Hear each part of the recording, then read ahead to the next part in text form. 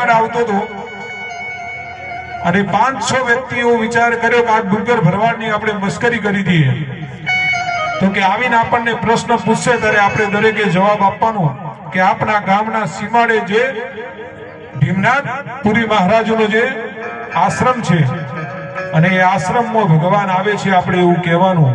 કારણ ભીમપુરી મહારાજ બહુ મગજના ગરમ હતા, એટલે અમને વિચાર કર્યો કે આ છોકરો ત્યાં જશે ને વાત કરશે એટલે ભીમપુરી મહારાજ એનું પતાવી દેશે કામ, એટલે આપણે શાંતિ, આખા ગામને શાંતિ. એ ડુંગર ભરવાડ એ વ્યક્તિઓ પાસે આવે છે ને આવીને પ્રશ્ન કરે છે કે પ્રભુ, ભાઈ કોઈ જાણતા હોય તો મને કહો કે દ્વારકા વાળો ક્યાં મળશે, મારે એના દર્શન કરવા છે. બધા જ લોકોએ કહ્યું કે આપણા ગામની સમીપે તું જે દ્વારકા વાળાની રાહ જોઈને બેઠો છે ને, અમે એવું સાંભળ્યું છે કે ભીમપુરી બાપુની જગ્યામાં એ ડુંગર ભરવાડ એ ભીમપુરી બાપુની જગ્યામાં દ્વારકા વાળો આવે છે, તું ત્યાં જા. આટલી વાત એના કાનના પડતા જ એને એકદમ દોડ મૂકી દોડીને ભીમપુરી બાપુના પગમાં પડ્યો. જેમ લાકડી પડે એમ એના પગમાં પડી ચરણ પકડી લીધા. બાપુ કહે શું છે બેટા?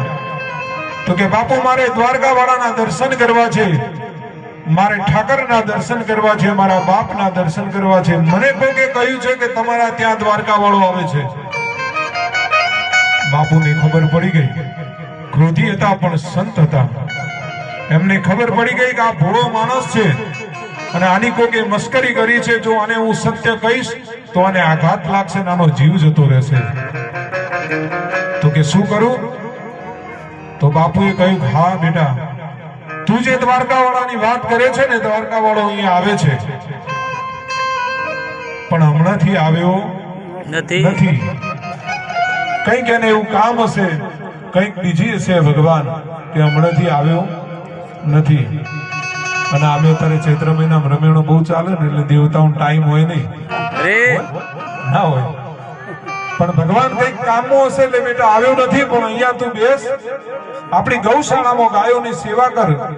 જે દિવસ તારો દ્વારકા વાળો અહીંયા આવશે ને એ દિવસ બેટા તારો હું ભેટો કરાવીશ. ગુરુના વચન ઉપર વિશ્વાસ થયો ને, રોજ ગાયોની સેવા કરે, તન મન ધનથી ગૌશાળાની સેવા કરે, ગાય કોઈ દુખી ના થાય એવું ધ્યાન રાખે, રાત દિવસ મહેનત કરે. અને રોજ સવારે એક જ પ્રશ્ન પૂછવાનો કે ગુરુ મહારાજ આજ મારો દ્વારકા વાળો આવશે,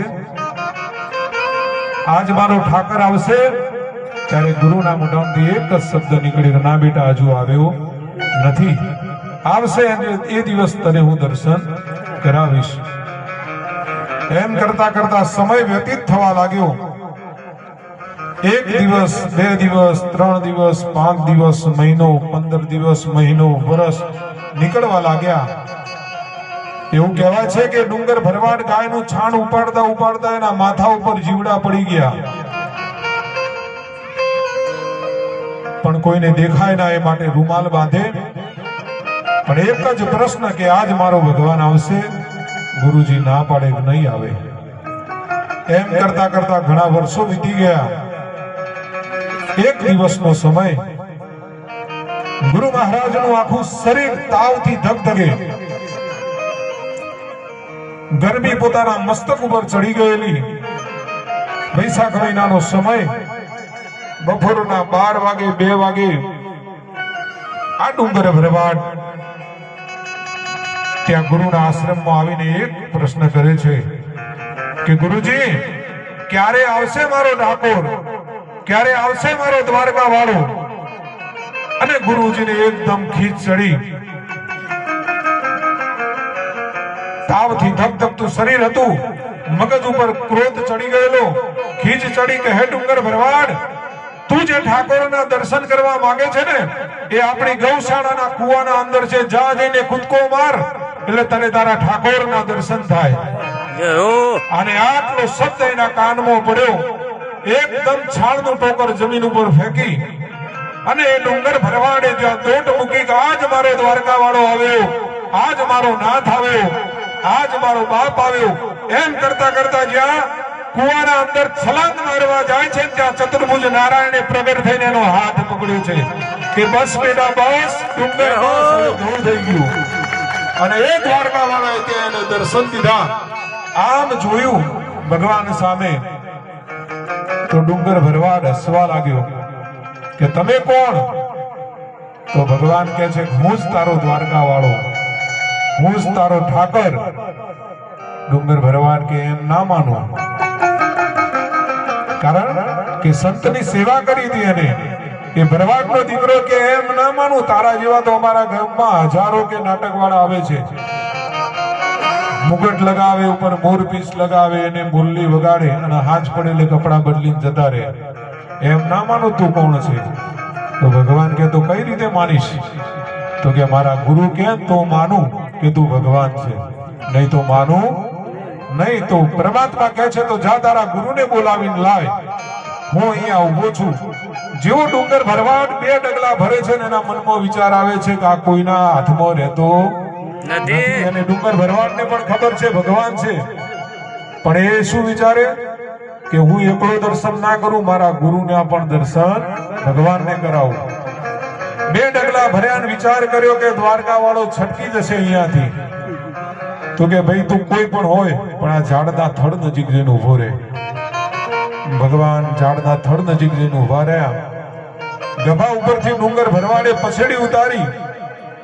એ પછેડીથી થડ સાથે ભગવાનને બાંધ્યા છે. તમે વિચાર કરો કે જેને કંસની જેલ નથી રાખી શકી એ આજ પ્રેમના તાંતડે થડ સાથે ભગવાન બંધાણો છે. જેમ માં યશોદાએ ખાંડડિયામાં ભગવાનને બાંધ્યા હતા ને, એમ આ ડુંગર ભરવાડે ભગવાનને બાંધ્યા છે. અને જતા જતા ભગવાનને એ પણ કહ્યું કે હું જાણું છું તું કોઈના બંધનમાં બંધાવા વાળો નથી, પણ આજ તને મારા પ્રેમના બંધનથી બાંધ્યો છે, તને છૂટવાનો મોકો હું આપીશ નહીં. એ ડુંગર ભરવાડે ત્યાંથી દોટ મૂકી ગુરુના આશ્રમમાં ગયા.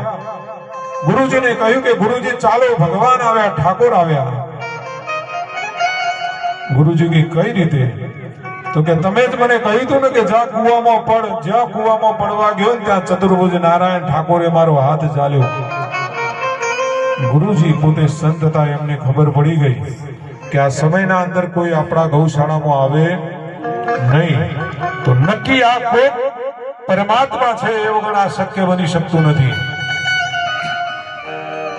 ગુરુજી અને શિષ્ય એટલે કે ડુંગર ભરવાડ બેને દોટ માડી દોડતા એકદમ ગૌશાળાના અંદર આવ્યા અને જોઈ તો અખિલ બ્રહ્માંડનો માલિક ઝાડના થડ સાથે બાંધેલો જોયો. ગુરુજી સ્તબ્ધ થઈ ગયા કે અરે રે ભરવાડ, તું શું કર્યું? તું અખિલ બ્રહ્માંડના માલિકને બાંધ્યો છે અહીંયા. ત્યારે ગુરુજી એકદમ સ્તબ્ધ થઈ ગયા. ભગવાનના દિવ્ય દર્શન કરી આંખો બંધ કરી ડુંગર ભરવાડ એક બાજુ પોતાના ગુરુને જોવે છે, એક બાજુ ભગવાનને જોવે છે. થોડીક વાર થાય નજર પોતાના ગુરુ સામે જાય, થોડીક વાર નજર થાય ભગવાન સામે નજર જાય. ત્યારે ઘણા વર્ષો પહેલા એક દુહો લખાણો કે ગુરુ ગોવિંદ દોનો ખડે કિસકો લાગુ પાય. એક બાજુ મારો ગુરુ ભીમપુરી છે ને એક બાજુ આ દ્વારકા વાળો છે, તો કે કોને નમન કરું? પણ બલિહારી વા ગુરુ કી જો ગોવિંદ દિયો બતાય. આ ગુરુ હતા ત્યારે મને ગોવિંદના દર્શન થયા. ત્યારે જગતના ચોકમાં એવું કહેવાય છે કે દરેક ગુરુ શિષ્યને ભગવાન પાસે લઈ જાય, ભગવાન ચતુર્ભુજ નારાયણના દર્શન કરાવે. પણ ડુંગર ભરવાડ જેવો જો શિષ્ય કોઈ હોય ને તો પોતાના ગુરુને પણ ભગવાનના દર્શન કરાવે ને કરાવે. એવો ગુરુનો મહિમા છે, એવો શિષ્યનો મહિમા છે. ગુરુના વચન ઉપર એને વિશ્વાસ હતો કે મારું ગુરુજી કહે છે તો મારું એના અંદર મારું કલ્યાણ હશે. આપણને આપણા ગુરુજી એમ કે કુવામાં કૂદકો મારતો કોઈની તાકાત ખરી મારવાની? તરત આપણે એવું કહીએ કે ગુરુજી ગોજો બીજા શું શીખે નહીં કહેતા. પણ ક્રોધના અંદર પણ શિષ્યનું કલ્યાણ હોય અને ગુરુના પ્રેમમાં પણ શિષ્યનું કલ્યાણ હોય. એવો દિવ્ય સત્સંગ અહીંયા આપણે કરવાનો છે. બિનુ સત્સંગ વિવેક ન હોય, રામ કૃપા વિના સુલભ ન સોઈ. સત્સંગ વગર વિવેક આવતો નથી. સત્સંગનો મહિમા વેદોમાં બહુ જ વર્ણવ્યો છે. કહેવાય છે અસિતગીરી સમમ સાત કજ્જલમ સિંધુ પાત્રે સુરતર વર્ષા ખાલી ખની પત્ર મુલવી લિખિત અતિ ગૃહિતવા શારદા સર્વકાલમ તદપિત ગુણ નામીશ પારમ નયાંતિ. કે 7 સમુદ્રની શાહી બનાવવામાં આવે, કલ્પ વૃક્ષ ઝાડની જો કલમ બનાવવામાં આવે અને ખુદ ગણપતિ શારદા હજારો વર્ષ સુધી જેનો મહિમા લખે, એનો મહિમા લખવામાં ના આવે ને એવા ગુરુનો દિવ્ય સત્સંગનો લાવો અહીં આપણને મળ્યો છે. સત્સંગની તાકાત કેટલી છે? એક 2 મિનિટનો નાનો એક દાખલો તમને આપી દઉં. તમે ભાગવત સાંભળ્યું હોય